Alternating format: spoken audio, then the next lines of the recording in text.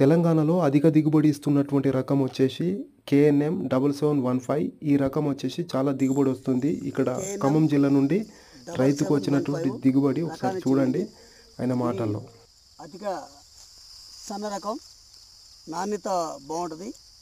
ఇది మీకు కావేరి సెంటుతో కానీ చిట్టి పొట్టి రకాల్లో బాగా పోతుంది.